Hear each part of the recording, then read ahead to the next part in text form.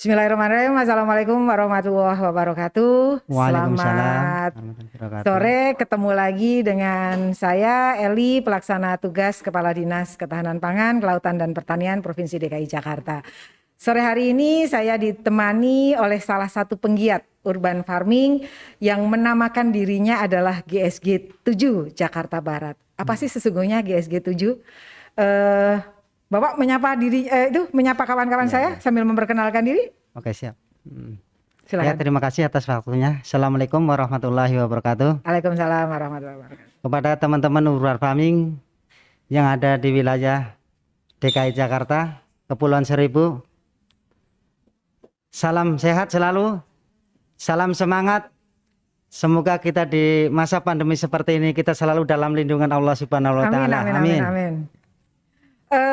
Namanya siapa, Pak? Perkenalkan, nama saya Kasmin, saya penggiat di Gang Hijau Kenanga, RT 4 RW 07 Kelurahan Kembangan Utara, sekaligus saya penggiat pertanian perkotaan GC 07 yang ada di wilayah Kembangan Utara, Jakarta Barat. Jadi kawan-kawan, yang namanya GSG 7 itu sesungguhnya adalah suatu singkatan. Saya juga baru tahu waktu saya kunjungan ke sana. Kalau GSG 7 adalah gabungan seluruh Gang 7, begitu ya? Betul, Bu, betul. Nah, siapa sih yang memberi nama GSG 7? Jadi itu pencetus sendiri aja sebenarnya sih. Itu gitu. sebenarnya kan itu di situ bergabungan dengan gelora tempat sarana olahraga. Oh ya. Berhubung ini pertanian perkotaan yang ada di GSG 07 ini dikerjakan secara bersama-sama, jadi bersama-sama antara dalam arti antara satu RW. Jadi masing-masing RT kita ada perwakilan ke situ, ya kan? Jadi dinamakan itu gabungan semua gang, itu namanya GSG 07. Gitu. Iya. Jadi kalau luasan lahannya ada berapa yang dikelola? Kalau untuk di GSG 07 sama jalan itu sekitar 3.500 meter. 3.500 meter. Iya, itu dalam satu kawasan hamparan gitu ya? Iya, satu hamparan itu. Itu punyanya siapa lahannya, Pak? Jadi itu lahan tidur itu punya pihak swasta ya kan. Pihak swasta.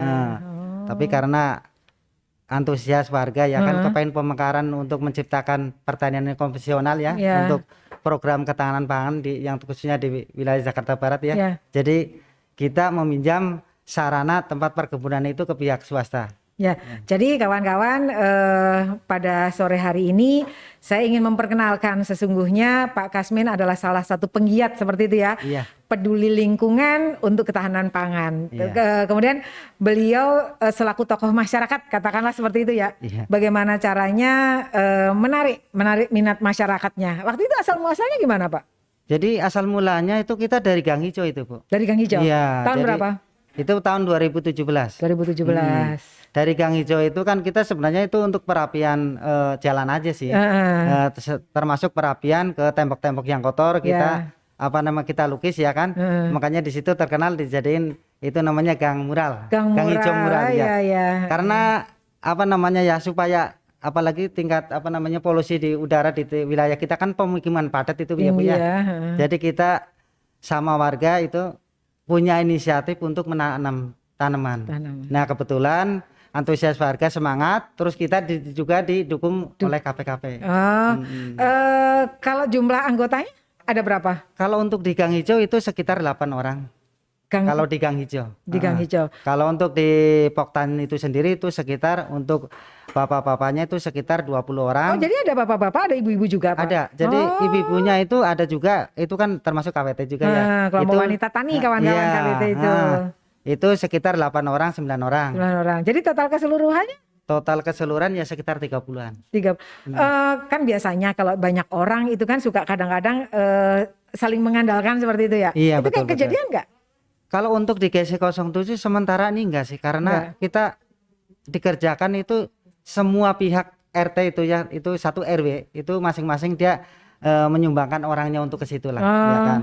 Jadi untuk bertani di situ ya kan, bukan menyumbangkan aja, tapi walaupun kita sumbangkan 2 orang 3 orang, tapi antusias warga kan sekarang apalagi di masa pandemi seperti ini ya Bu ya. Jadi emang pada semangat. Iya. Apa saja Pak yang sudah ditanam Pak di sana Pak? Kalau untuk ditanam di sono, kalau pertama itu macam-macam. Ada anggur, ada labu madu, ya kan. Ini ya labu madu ini kawan-kawan nih. Ini hasilnya dari sana ya? Iya, betul itu Bu. Terus? ada terong ya kan, ada bayam. Utamanya di situ kan yang paling laku banget itu kan bayam sama kangkung itu udah paling luar biasa itu. Kok bilangnya laku banget, itu gimana cara Jadi pemasarannya? Jadi itu tanaman itu kan satu umurnya lebih pendek ya kan, terus tanamannya juga lebih gampang. Apalagi sekarang masyarakat kita kan udah tahu mana tanaman yang benar-benar bisa kita konsumsi, yang sehat apa enggak. Sekarang masyarakat kita udah tahu. Udah pinter ya Iya. mereka ya. Kebetulan di situ kita kalau untuk sayuran itu kita murni organik. Jadi kita pakai paling pupuk kandang itu kayak model itu kayak ayam gitu ya kan. Terus untuk penyiraman kita pakai limbah kolam. Kebetulan di KSG 07 itu kan emang ada kolamnya. Juga. Iya, ada 5 unit, 5 kolam. Ada 5 kolam. Iya, tujuannya yaitu untuk menyiram tanaman. Jadi itu. Jadi bisa buat nutrisi tanaman itu sendiri. Kalau kolamnya diisi apa aja ikannya? Kalau kolam itu rata-rata lele, bawal, ya kan. Terus, ada bawal juga. Iya, terus nila. Nila. Iya. Nah, terus kan saya sempat baca berita kalau beberapa waktu yang lalu kawan-kawan GSG 7 itu panen bengkuang ya. Oh iya. Itu kan sesuatu yang sebenarnya saya sendiri jarang mendapatkan berita bahwa penggiat urban farming di DKI Jakarta itu menanam bengkoang. Itu sudah berapa kali nanamnya? Itu udah 2 kali. Sebenarnya tanaman bengkoang itu sendiri sebenarnya ditanam di DKI itu cocok juga sih, Bu. Cocok. Yang penting lahan tanahnya itu gembur. Oh gitu. Tapi kebetulan kan di wilayah kita kan itu karena tanah itu tanah urugan ya, tanah lempung. Jadi juga harus emang perlu kita campur dengan sebagai macam sekam apa. Tapi kalau tanah asli itu emang cocok bagus juga. Kebetulan kita di Poktan itu sendiri kita menanam itu kita bibitnya dari Kuningan. Itu bagus juga. Cuma karena kita kendala di tanahnya itu sendiri. Kalau tanah asli itu murni tanah yang lama itu mungkin bisa bagus. Ya. Jadi kalau melihat saya berani membilangkan ya bahwa kelompok GSG ini adalah salah satu penggiat urban farming yang ada di DKI Jakarta yang sukses seperti itu ya. Amin, alhamdulillah. Kiat-kiatnya apa Pak? Bapak kan selaku tokoh masyarakatnya seperti itu, bagaimana caranya ya supaya menjaga para komunitas di GSG 7 itu tetap seperti itu? Jadi kalau untuk menjaganya sebenarnya itu kita silaturahmi dengan bagus sih, ya kan. Jadi kita saling mendukung. Jadi emang namanya kita kegiatan apapun min plusnya ada ya Bu ya. Jadi emang kita ya kalau yang min ya kita rangkul lagi ya kan. Yang kurang bagus kita rangkul, yang bagus kita salurin ya kan. Tapi insya Allah dengan kekompakan kita ya alhamdulillah sampai sekarang dari 2018 sampai sekarang itu alhamdulillah kita semakin kompak ya. Terutama dalam bidang kemandiriannya itu luar biasa. Gitu. Ya, terus kalau tadi dikatakan Pak, bagaimana caranya? Kan kalau nggak salah ada petak-petakannya ya. Ada satu petakan itu isinya bayam, ada yang petakannya adalah isinya lebah madu gitu kan. Itu siapa yang menentukan bahwa nanam komoditasnya jenisnya apa-apa gitu? Jadi yang menentukan sebenarnya itu kan program dari kita sendiri yang menentukan karena jadi petakan itu masing-masing RT. Dalam arti biar punya rasa tanggung jawab. Ya kan? Jadi enggak semua digabungin satu ini enggak. Tapi tetap dibentuk kelompok walaupun itu kita masing-masing pengelola lain tapi satu kelompok. Dan hasilnya pun ntar kita rekrut bareng-bareng. Jadi biar rasa tanggung jawabnya ada, rasa memilikinya ada ya kan? Itu. Terus yang membeli kira-kira orang mana-mana saja? Kalau untuk pemasaran di situ sementara ini kita masih gampang. Jadi kan zaman sekarang kan zaman online ya Bu ya. Apalagi ibu sekarang kan paling luar biasa. Jadi kebetulan KWT di situ itu dia bagian pemasaran sama bagian olahan. Jadi kalau semua ini besok nih mau kita kebetulan kan di tempat kita itu untuk tanaman kangkung bayam itu hampir tiap hari. Tiap hari itu langsung bisa panen ya? Bisa panen tiap hari. Itu kan di situ untuk tanaman bayam sama kangkung itu sekitar hampir 9 bedeng. 9 bedeng itu bisa. Satu bedeng aja bisa kita panen itu 2 kali ya kan. Jadi kan kalau untuk satu hari kita bisa panen. Karena kita di situ membackup terutama warung-warung yang di lingkungan. Nah, jadi, ini yang menarik ini yang menarik bagaimana caranya dengan 3.500 ya. 3.500 kemudian kawan-kawan GSG 7 itu sudah memasarkan ke warung-warung sekitarnya seperti itu ya. Meskipun hanya dengan handphone saja gitu ya. Jadi kalau di handphone itu untuk warga Bu. Jadi satu RW itulah keponya ibu-ibu tuh begitu Bu. Keponya ibu-ibu. Jadi kalau dia kalau mau panen gitu ya, dia udah buru-buru. Jadi bagian pemasaran di grup gitu ya? Masing-masing RT kebetulan kan itu pengelolanya KWT-nya itu masing-masing RT. Jadi dia share ke warganya. Jadi kita nggak usah pusing kalau untuk kangkung bayam ya. Itu Udah pasti habis gitu udah ya? pasti habis. Terus kalau untuk kayak pedagang yang biasa di wilayah itu, dia per itu kan kebetulan ada 4 ya, 4 pedagang. Itu semua kita nggak pegang karena apa? Emang kita kewalan, nggak keburu ya. Iya, masalahnya kebanyakan kita, juga gitu ya? warga langsung pesen karena apa? Kalau beli di pedagang semua harga 3.000, kalau beli langsung harganya 2.500 apa 2.000. Dan dia gitu. seneng ya, dia Iya. seneng kan karena melihat sendiri ya. Iya, kalau emang pertama waktu dulu sih Bu, itu kita cerita ya. Jadi mungkin ngapain sih beli di situ, di pasar aja murah ya kan? Di pasar aja murah, di warung aja banyak kan. Tapi kan namanya manusia hidup kan, itu kan biar waktu yang akan menjawab ya. Jadi ternyata sedikit demi sedikit itu warga kita tahu, oh kalau kangkung di pasar itu kok barangnya bagus-bagus, kaku-kaku begini ya. Kok di GSG kok barangnya lemes-lemes begini. Jadi dia belum tahu. Ya. Kalau kita nggak pakai apapun gitu ya. Kita ciptakan untuk di wilayah itu, kita ciptakan benar-benar itu untuk konsumsi warga ya, kita kepengennya sehat. Jadi tanpa pakai pestisida, kalau untuk sayuran tanpa pakai pupuk kimia tuh sama sekali enggak. Jadi kita cuma pakai pupuk ayam, terus dibantu sama limbah air tadi ikan. Ya, kolam tadi ya. Iya betul. Menyenangkan sekali kawan-kawan semuanya kalau ada yang pas kebetulan seperti itu ya, kebetulan keluar dengan sanak saudara kita, keluarga kita, itu alamat lengkapnya di mana Pak? Alamat lengkapnya itu bisa dibuka di itu juga bisa di map. Sudah ada di Google Map ya, Iya, karena sekarang 7 udah, Jakarta Barat gitu ya. Kelurahannya apa tadi Pak? Kembangan Utara, Kembangan Utara, Jakarta Barat. Itu nanti langsung seperti itu. Nah, saya yakin kawan-kawan kita di luar sana adalah masyarakat yang selalu ingin tahu bagaimana sih caranya kita menjadi seseorang yang bermanfaat untuk lingkungannya, seperti itu kan? Itu diizinkan nggak Pak kita teman-teman kita nanti misalnya ada yang belajar ke GSG 7 gitu. Oh, sangat luar biasa diizinkan. Itu sudah banyak. Kebetulan ya? di situ dari universitas mana, dari situ udah ada sekitar 6. Udah ke situ belajar di situ. Ada yang sebulan, ada yang setengah bulan, ada yang 3 bulan. Yang 3 bulan dari itu sampai buka basar di situ langsung. Gitu. Buka basar. Iya, sekalian buka basar. Dia kan belajar menanam dari awal sampai panen. Kemudian dia jual di situ. Nah, terus dari teman komunitas juga banyak juga yang ke situ. Makanya terima kasih kepada teman-teman komunitas pertanian di DKI yang telah mendukung program di GSG 07. Dia juga sering menyempot ke wilayah kita juga. Alhamdulillah, gitu. Terima kasih semuanya. Jadi sebenarnya adalah kawan-kawan komunitas yang ada di DKI Jakarta itu saling support gitu ya. Bener. Ada komunikasinya. Luar biasa. Kalau untuk pertanian perkotaan di DKI Jakarta luar biasa, termasuk Kepulauan Seribu juga bagus ya kan. Kita di antara 6 wilayah ini kita saling support. Saling mendukung. Luar biasa ya. Jadi nggak ada kita saingan tuh nggak ada. Jadi saling mengisi, mana yang kurang ini kita saling support. Kita bersyukurnya di situ. Jadi program untuk di DKI ini benar-benar ya pertanian perkotaan gitu.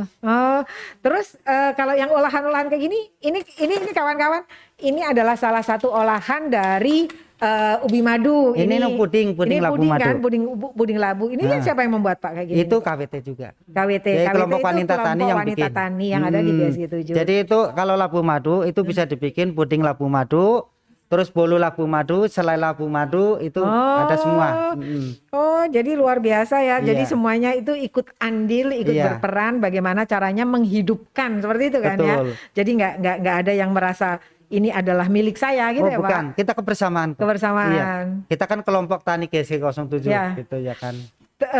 Terus Pak, kenapa sih kok kemudian Bapak bisa tahu caranya budidaya kangkung itu umurnya 3 hari disemai dulu baru gitu, itu belajarnya gimana? Bapak latar belakangnya dari apa Punten? Kalau saya sih latar belakangnya gimana, saya sebenarnya juga bukan petani. Karena saya senang menanam untuk kerapian, apalagi kalau kayak di wilayah gitu ya kan. Emang saya hobi. Untuk pertanian, peternakan saya itu hobi. Dari dulu juga. Kemudian ada pendampingan. Iya, gitu ya. kemudian kita berterima kasih juga sama penyuluh dari Kembangan kecamatan Kasalaknya juga. Terima kasih juga didukung dari KPKP-nya walaupun Jakarta Barat, Provinsi DKI. Alhamdulillah. Kalau dulu pertamanya mendapatkan supportnya apa Pak? Benih gitu atau dibantu ngolah? Oh ya, dari pertamanya jadi begini, kita di Gang Hijau ya kan, itu karena kita emang udah antusias sama warga untuk menanam gitu ya, kita dibantu dibantu sama dari KPKP, yaitu berbentuk terutama dari rak hidroponik 1. dari rak hidroponik, terus kita dibantu benih juga, ya kan. Nah karena emang perkembangan untuk hidroponik itu bagus di gang hijau, ya kan.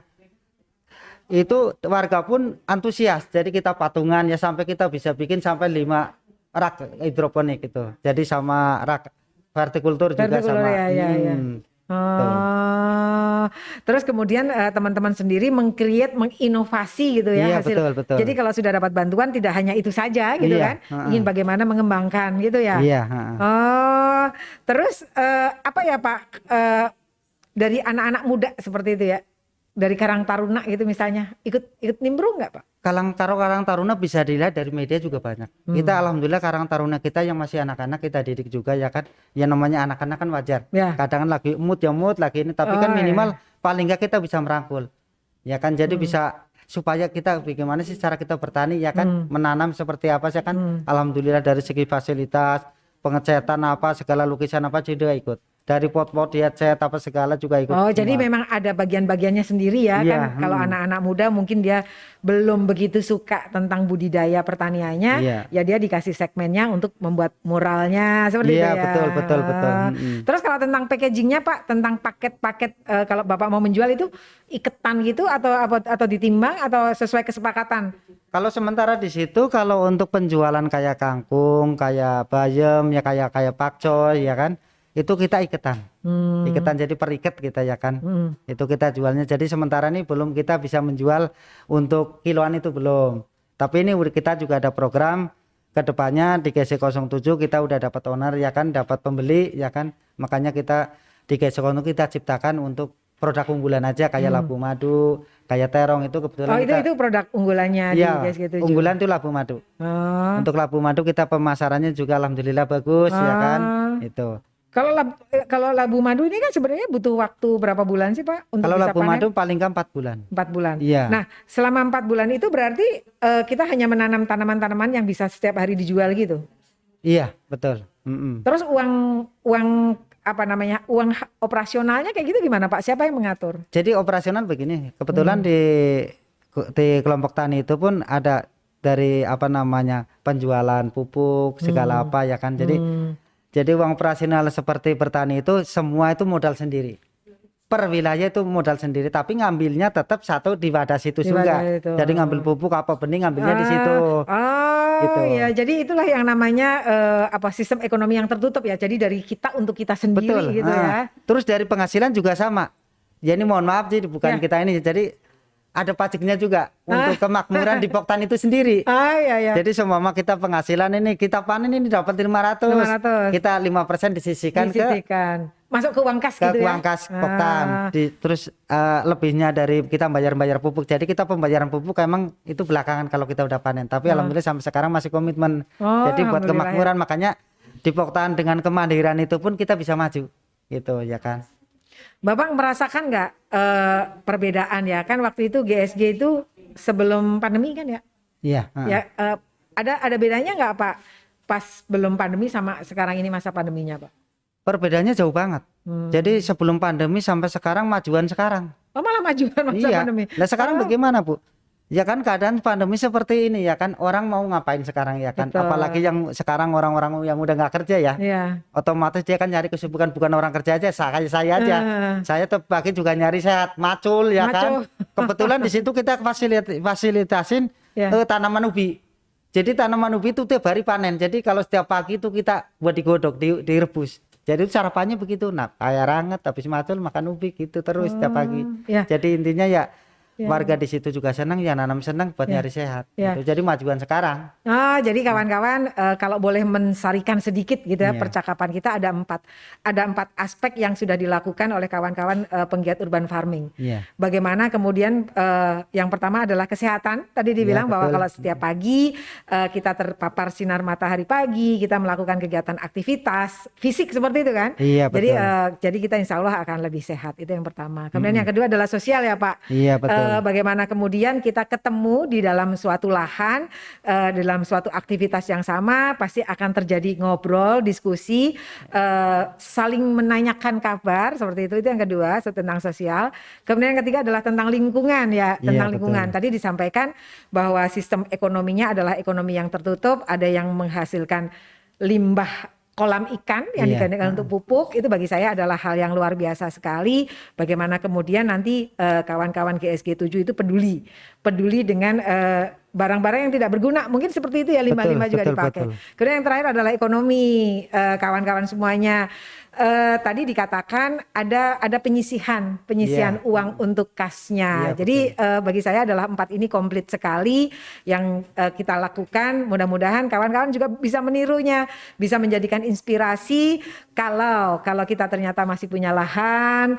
Jadi jangan sampai karena kita nggak punya lahan yang luas kemudian kita nggak melakukan apa-apa, begitu ya Pak Kasmin ya, mungkin begitu ya. Sebenarnya kalau bertani itu kan begini, emang di awal kita kan program kita kan di wilayah untuk penghijauan ya. Kan kita ciptakan Jakarta hijau ya kan biar Jakarta itu terkenal dengan polusinya yang luar biasa. Minimal paling nggak kan kita bisa kalau kita wilayah kita tanamannya bagus, banyak kan buat oksigennya kan juga bagus juga. Satu itu juga. Dua, itu untuk kebutuhan masyarakat itu sendiri, penanam sendiri. Kalau di gang hijau kan masing-masing di depan rumah ya kan, yang menanam toga lah, yang menanam hortikultur, yang menanam hidroponik itu bisa dikonsumsi dengan sendiri gitu ya kan, dengan tanaman yang sehat kita bimbing ya kan, yang pasti manfaatnya itu banyak. Gitu. Jadi malah luar biasa ya Pak kalau Bapak bandingkan antara sebelum pandemi sama setelah pandemi. Ada nggak Pak pada dengan luasan 3.500 itu menanam jahe, menanam tanaman-tanaman yang menimbulkan untuk meningkatkan daya tahan tubuh gitu Pak? Jadi untuk di GSG itu lengkap. Itu kebetulan kemarin udah panen jahe udah berapa kilo aja ya kan? Memang. Iya, kemarin kalau Ibu ke sono juga udah dibikinin khusus. Itu jahe merah, namanya jahe merah ya kan? Kalau untuk di GSG, kalau untuk tanaman obat itu full ada. Dari kumis kucing, pecah beling, jahe merah, serai hijau, ya kan itu full. Bidara, terus segala itu full. Emang itu dikhususkan di situ karena apa? Karena di situ tempat kita di Gang Hijau itu termasuk sekarang buat perkumpulan warga dari mana aja. Oh itu mereka salah satu tempat berkumpulnya warga dari situ. Contohnya kalau pagi sore itu banyak, apalagi mau musim panen ya kan. Jadi orang tadinya nggak tahu jadi pada tahu ternyata di sini enak ya, di sini enak. Kebetulan di situ kan kita emang di kebun itu kita bikin jalannya itu enak. Bagus ya. Iya, jadi bagus. Jadi mudah-mudahan kita di program didukung oleh KPKP Jakarta Barat. Juga mungkin untuk jajaran di bawahnya ya, ada mungkin camat, ada lurah. Itu ntar akan dijadikan tempat edukasi wisata.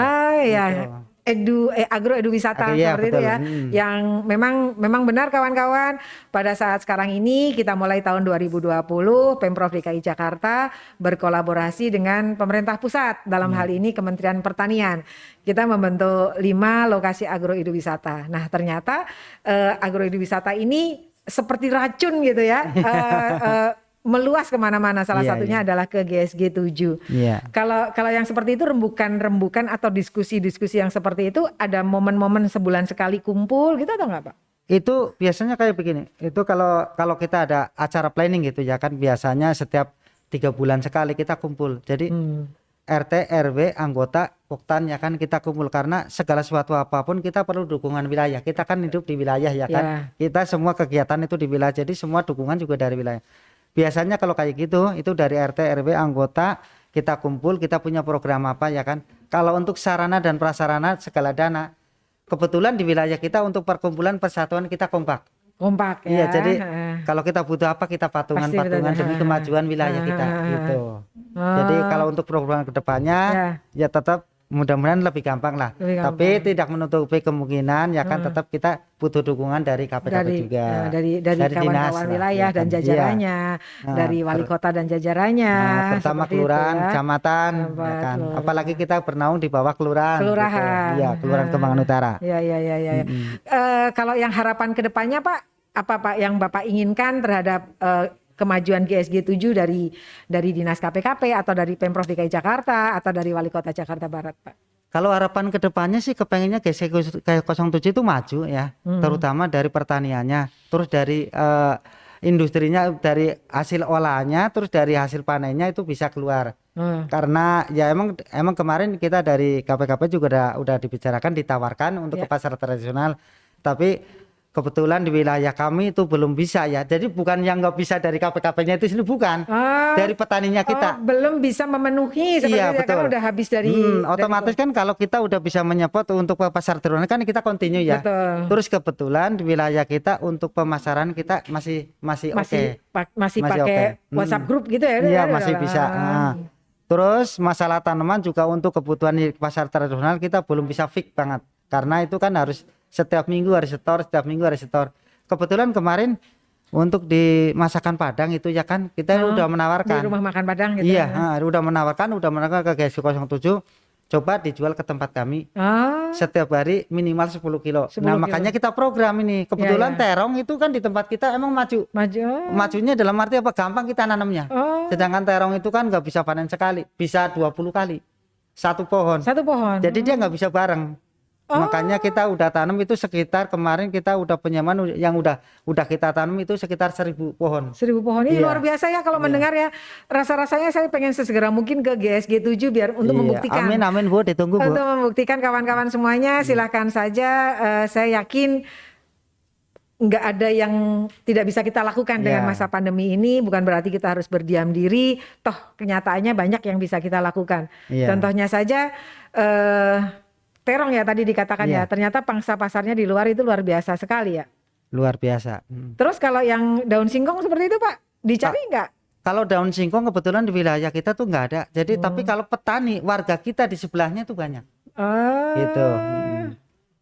Terus Bapak bagaimana caranya mengatur pola tanam ya, biar setiap hari bisa panen, bisa ada yang panen? Oh bisa, itu gampang. Karena sekarang gini, jadi untuk penanaman ini semua ini satu bedeng ini itu ada tiga satu bedeng ada 3 gulitan gitu ya kan. Jadi ini yang menanam minggu ini yang menanam minggu ini jadi diatur udah gampang itu sekarang. Sudah ada catatannya seperti udah itu ada catatannya. Jadi makanya bisa continue. Luar biasa. Untuk panen kita bisa continue. Ya. Terus Bapak juga menyusun gitu ya anggotanya, ketuanya siapa, terus siapa yang bertanggung jawab gitu. Iya. Di situ ada strukturnya, ketua, penanggung jawab, pembina, itu udah ada semuanya programnya. Kalau yang menjadi unggulan apa Pak? Kalau unggulan sampai sekarang tetap masih labu madu. Labu madu. Iya. Kalau untuk sayur-sayuran rata-rata sama. Kalau sayuran kan kita memang udah mayoritas untuk di DKI paling nggak jauh dari kangkung, bayam, pakcoy, caisin ya kan ya, nggak jauh dari itu. Kalau untuk kayak di hidroponik paling kayak selada ya kan. Kayak caisin pun jarang, paling pakcoy lah ya kan, samhong kan gitu kalau di wilayah kami ya. Kalau untuk di vertikultur kita paling nggak jauh dari pakcoy di vertikultur. Terus kalau tentang olahannya Pak? Kalau tentang olahannya, kalau samhong itu dulu pernah menciptakan pertama kali itu di wilayah kita itu jum samhong rasa nanas, rasa alpukat gitu. Dicampur gitu. Iya, jadi samhong itu rasanya itu di jus. Itu kita pertama dulu pas acara launching apa ya? Iya, pas acara launching. Menarik sekali pembicaraan kita dengan salah satu tokoh penggiat urban farming.